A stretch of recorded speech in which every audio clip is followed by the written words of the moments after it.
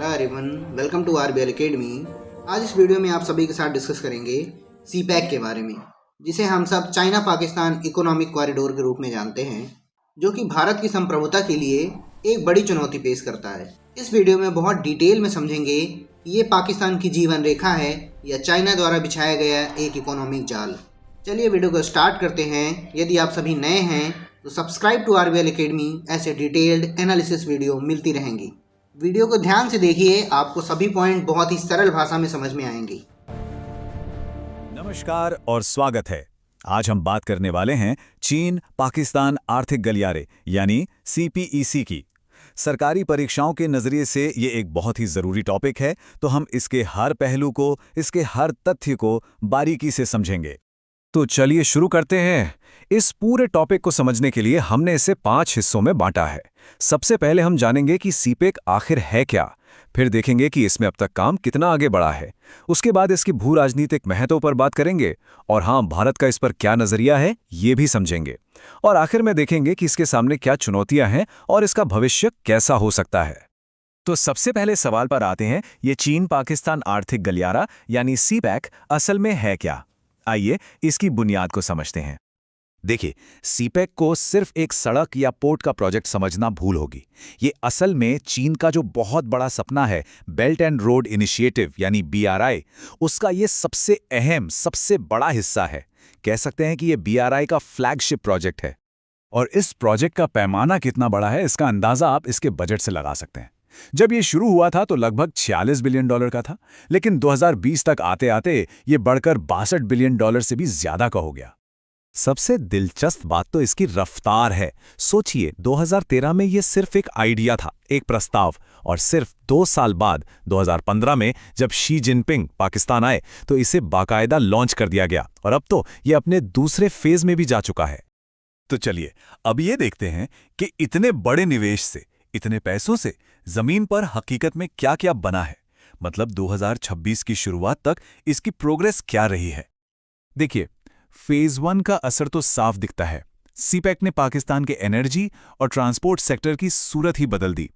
जो वहां बिजली की भारी किल्लत थी, उसे दूर करने में बड़ी मदद मिली है। इंफ्रास्ट्रक्चर तो मजबूत हुआ ही है। लेकिन सीपेक की कहानी सिर्फ सड़कों, पुलों और पावर प्लांट्स तक ही सीमित नहीं है। इसका जो असली खेल है वो है भू राजनीतिक यानी जियोपॉलिटिकल। अब अगर हमें चीन का मकसद समझना है तो हमें मलक्का डिलेमा या मलक्का दुविधा को समझना होगा। ये चीन की एक बहुत बड़ी रणनीतिक कमजोरी है, और सीपीईसी को इसी कमजोरी का तोड़ निकालने के लिए बनाया गया है। तो सीपेक चीन को देता क्या है? ये उसे अरब सागर तक पहुंचने के लिए एक सीधा और बहुत छोटा जमीनी रास्ता देता है। कहाँ समुद्र से लगभग 12,000 किलोमीटर का लंबा और असुरक्षित रास्ता, और कहाँ ये सिर्फ 3,000 किलोमीटर का जमीनी रास्ता। फर्क साफ है। और इसका असर सिर्फ सामान लाने ले जाने तक नहीं है।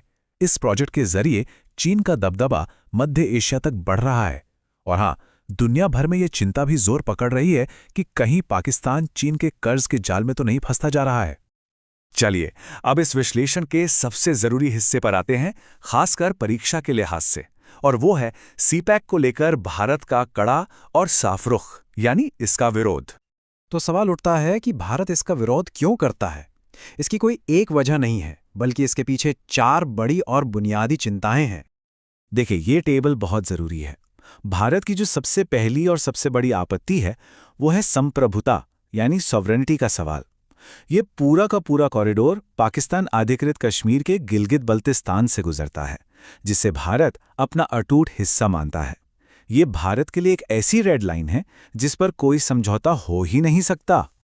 दूसरी बड़ी चिंता है रणनीतिक घेरेबंदी का डर। इसे स्ट्रिंग ऑफ पर्ल स्ट्रैटेजी भी कहते हैं। मतलब एक डर है कि चीन हिंद महासागर में भारत के चारों ओर अपने ठिकाने बना रहा है, एक तरह से मोतियों की माला की तरह भारत को घेर रहा है, जिसमें ग्वादर पोर्ट एक अहम मोती है। लेकिन इतनी तरक्की के बावजूद सीपेक के रास्ते में फूल नहीं बल्कि कांटे ज्यादा हैं। ये कई गंभीर अंदरूनी चुनौतियों से जूझ रहा है जो इसके भविष्य पर ही सवालिया निशान लगा रही हैं। सबसे बड़ी चुनौती है सुरक्षा की। बलोच लिबरेशन आर्मी और टीटीपी जैसे आतंकी संगठन चीनी नागरिकों पर लगातार हमले कर रहे हैं। हालात इतने खराब हो चुके हैं कि अब बड़े-बड़े उद्घाटन भी वर्चुअली करने पड़ रहे हैं। इसके साथ ही पाकिस्तान की खस्ता आर्थिक हालात और सरकारी लाल पीताशाही ने भी प्रोजेक्ट की रफ्तार को बहुत धीमा कर दिया है। तो सवाल ये उठता है कि सीपेक आखिर सफल है या असफल? देखिए, इसका जवाब इस बात पर निर्भर करता है कि आप पूछ किससे रहे हैं। चीन के नजरिए से देखें तो ये एक रणनीतिक जीत है। पाकिस्तान के लिए ये एक जीवन रेखा तो है, लेकिन बहुत महंगी, और बाकी दुनिया के लिए ये चीन की वैश्विक ताकत का एक बड़ा इम्तिहान है। सच तो यह है कि ये प्रोजेक्ट अब इतना बड़ा हो चुका है कि ना तो चीन और ना ही पाकिस्तान इसे डूबने दे सकता है। लेकिन अब इसकी असली कामयाबी सिर्फ सड़कें बनाने से नहीं होगी, बल्कि इस बात पर निर्भर करेगी कि ये प्राइवेट इंडस्ट्री को कितना खींच पाता है। मतलब अब फोकस सड़कों के कॉरिडोर से इंडस्ट्री के कॉरिडोर पर शिफ्ट हो रहा है। तो चलिए आखिर में फटाफट उन सभी जरूरी पॉइंट्स को दोहरा लेते हैं जो परीक्षा के लिए सबसे ज्यादा महत्वपूर्ण है। एक क्विक रिवीजन। ये वो फैक्ट्स हैं जिन्हें बिल्कुल नहीं भूलना है। इसकी ऑफिशियल लॉन्च डेट, इसकी वैल्यू, भारत का विरोध क्यों है, चीन का असली मकसद क्या है, ग्वादर पोर्ट का महत्व और अब कौन सा फेस चल रहा है। अगर ये मुख्य बातें ध्यान में हैं तो सीपैक से जुड़ा कोई भी सवाल आपको मुश्किल नहीं लगेगा। ये आपके जवाब के लिए एक मजबूत आधार तैयार करते हैं। दोस्तों, मैं उम्मीद करता हूँ आप सभी को सीपैक के बारे में बहुत ही डिटेल में जानकारी मिली होगी। आप सभी सीपैक के बारे में क्या सोचते हैं, ये भारत को किस तरह से नुकसान पहुँचाता है, कमेंट सेक्शन में ज़रूर लिखिएगा। यदि आप सभी को वीडियो पसंद आई है तो लाइक करिएगा, चैनल को सब्सक्राइब किए बिना मत जाइएगा। ऐसी डिटेल्ड एनालिसिस वीडियो आपको मिलती रहेंगी। मिलते हैं नेक्स्ट अपडेटेड वीडियो के साथ। जय हिंद दोस्तों।